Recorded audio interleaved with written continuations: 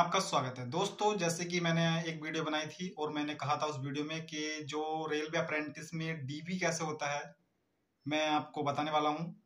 और मेरा डीबी कैसे हुआ है, किस डॉक्यूमेंट्स की ज़्यादा ज़रूरत पड़ी है, कौन से डॉक्यूमेंट्स ज़रूरी होते हैं और क्या क्या चीज़ चेक की जाती है, सभी के बारे में बताने वाला हूँ। वीडियो को शुरू से लेकर अंत तक देखना। यदि आप रेलवे अप्रेंटिस करना चाहते हैं तो ये वीडियो आपके लिए बहुत ज़्यादा हेल्पफुल रहने वाली है। कभी भी आपका डीबी होगा तो आपको पता चल जाएगा कि क्या क्या चीज़ लेके जानी है और कौन सा डॉक्यूमेंट्स ज़्यादा ज़रूरी है। अगर यदि आपके पास वो डॉक्यूमेंट्स नहीं होता है तो आपका जाना भी बेकार है। तो वीडियो में शुरू से लेकर एंड तक बने रहना।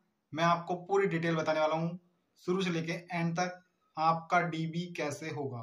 ठीक है, तो शुरू करते हैं वीडियो को शुरू से लेकर एंड तक जरूर देखना।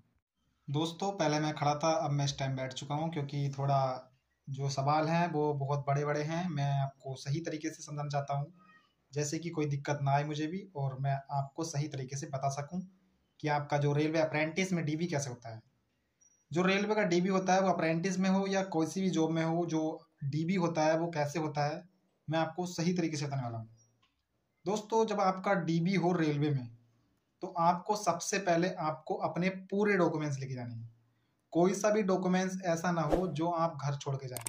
सभी के सभी पूरे डॉक्यूमेंट्स लेके जाने चाहिए। क्यों लेके जाने चाहिए?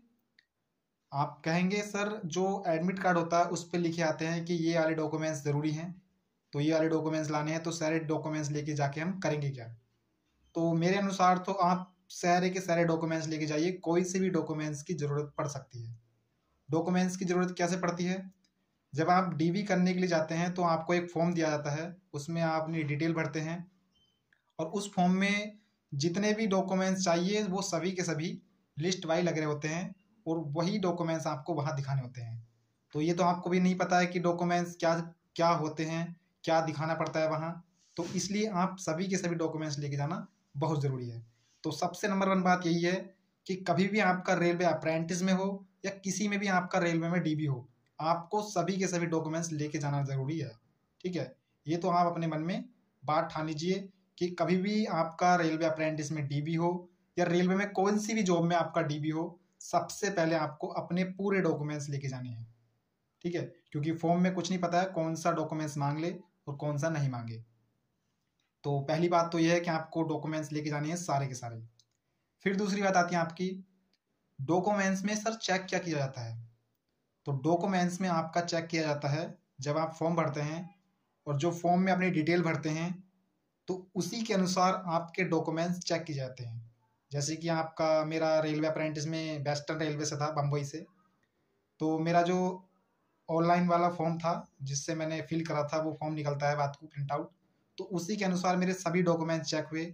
मेरा नाम चेक हुआ, डेट ऑफ बर्थ चेक हुई, एड्रेस चेक हुआ और सभी डॉक्यूमेंट्स सेम होने चाहिए।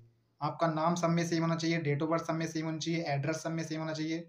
आप एक भी स्पेलिंग में कोई दिक्कत नहीं होगी तो आपका जो डीबी है वो कंप्लीट हो जाएगा। और सबसे इम्पोर्टेंट डॉक्यूमेंट्स कौन सा है? तो सबसे इम्पोर्टेंट डॉक्यूमेंट्स है आपका सेंट्रल का सर्टिफिकेट। सेंट्रल का सर्टिफिकेट, जो कास्ट सर्टिफिकेट होता है सेंट्रल वाला, उसमें मुझे दिक्कत पड़ी थी। तो वैसे रेलवे वालों ने मुझे 8 दिन की मोहलत दी थी कि 8 दिन के अंदर अंदर अपना सेंट्रल सर्टिफिकेट बनवा के लेकर आइए, कास्ट सर्टिफिकेट सेंट्रल वाला। तो मैंने जमा कर दिया है, मैं करके आ गया हूँ। तो आपको जब डीबी हो तो आप अपना सेंट्रल का भी और स्टेट का भी दोनों के दोनों लेके जाएं कास्ट सर्टिफिकेट। आप एससी वाले हों या एसटी वाले हों, तो ये वाला जो ओबीसी वाले भी अपना जो सर्टिफिकेट है सेंट्रल वाला भी लेके जाएं और स्टेट वाला भी लेके जाएं, क्योंकि रेलवे ज़्यादातर सेंट्रल का सर्टिफिकेट मांगता है। कास्ट सर्टिफिकेट जो मांगता है वो सेंट्रल वाला मांगता है, सेंट्रल की मान्यता रखते हैं रेलवे वाले। तो अपना जो सेंट्रल वाला सर्टिफिकेट अगर नहीं है तो बनवा लें, क्योंकि वो बहुत ज़्यादा ज़रूरी होता है। मुझे उसके लिए 7 दिन दिए गए थे, मैंने बनवा के दे दिया है और सब कुछ ठीक हो गया है। ठीक है, तो यही है, जब आप कोई सी भी अप्रेंटिस हो या कोई सी भी जॉब का फॉर्म भर रहे हो, आप सही तरीके से भरें। जो आपका डॉक्यूमेंट्स में जैसा नाम है, डेट ऑफ बर्थ है, अगर उसी के अनुसार आप फॉर्म भरते हैं तो उसी के अनुसार वहाँ सब कुछ चेक किया जाता है। अगर आपका जो फॉर्म भरा हुआ है उसी के अनुसार सब कुछ, आपकी डेट ऑफ बर्थ, नाम, पता सब कुछ सेम है तो कोई दिक्कत नहीं आती है, बस यही चेक किया जाता है। आपका जो एप्लीकेशन फॉर्म होता है, आपका एप्लीकेशन फॉर्म ही सही होना चाहिए, और एप्लीकेशन फॉर्म वही होना चाहिए जो आपके डॉक्यूमेंट्स में नाम, पता और जो भी डेट ऑफ बर्थ सब कुछ सेम होनी चाहिए एप्लीकेशन फॉर्म में। बस यही चेक किया जाता है और कुछ चेक नहीं किया जाता है। और जैसे अप्रेंटिस में होता है तो अप्रेंटिस में आपको पता है कि मेरिट बेस पे नंबर आता है, तो आपके हाई स्कूल के नंबर, ITI के नंबर देखते हैं वो, कि जितने आपने फॉर्म में भरे इतने ही हैं क्या, तो ये भी चेक किया जाता है। तो इतनी ही डिटेल चेक की जाती है, इससे ज़्यादा डिटेल चेक नहीं की जाती है। तो मेरा ऐसे ही हुआ था, मुझे बस दिक्कत कहाँ आई थी, कास्ट सर्टिफिकेट सेंट्रल वाला मैं बना के नहीं लेके गया था, तो उसमें दिक्कत आई थी मुझे। लेकिन 7 दिन का मोहलत दी थी मुझे, 7 दिन का टाइम दिया था, मैंने बनवा के दे दिया था। ठीक है, तो आप भी अगर कभी भी जाएं रेलवे अप्रेंटिस में, तो सेंट्रल का कास्ट सर्टिफिकेट जरूर लेके जाएं। OBC वाले हों, SC वाले हों या ST वाले हों, कोई से भी हों, क्योंकि इसमें बहुत ज़रूरी होता है। ठीक है, रेलवे का किसी का भी DB हो, सेंट्रल का सर्टिफिकेट जरूर लेके जाएं, कास्ट वाला।